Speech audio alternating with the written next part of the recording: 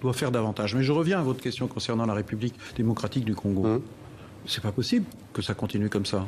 Moi, j'ai dit et j'ai dénoncé cette situation où un président en place n'a qu'un but, c'est de ne pas respecter la Constitution pour garder le pouvoir. Eh bien, il y a une Constitution, elle doit être respectée.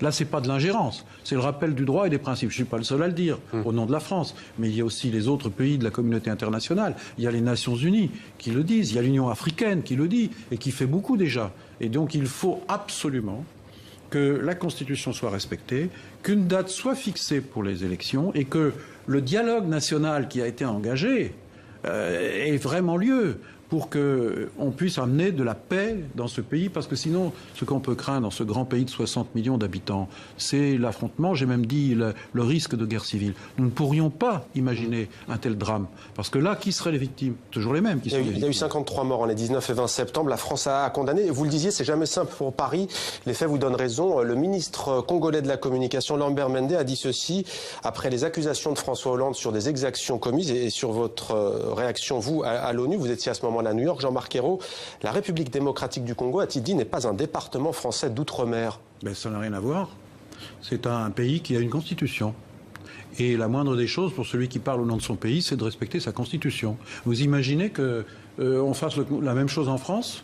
Qu'est-ce qu'on ne dirait pas de nous? Et on aurait raison, si on ne respectait pas notre propre constitution.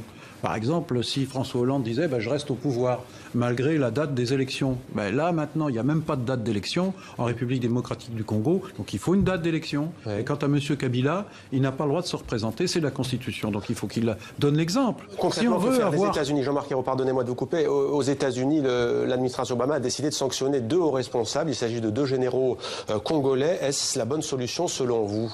Moi, je ne suis pas opposé aux sanctions. Ça nous arrive d'en mettre en œuvre.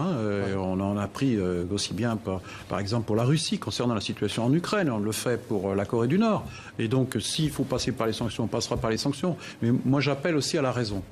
Ceux qui sont aujourd'hui au pouvoir à Kinshasa doivent prendre leurs responsabilités. Et s'ils veulent la paix dans leur pays, s'ils veulent le bien de leur peuple, alors ils respecteront leur constitution. Et il faut vite trancher ça, car je crois qu'il y a un vrai danger.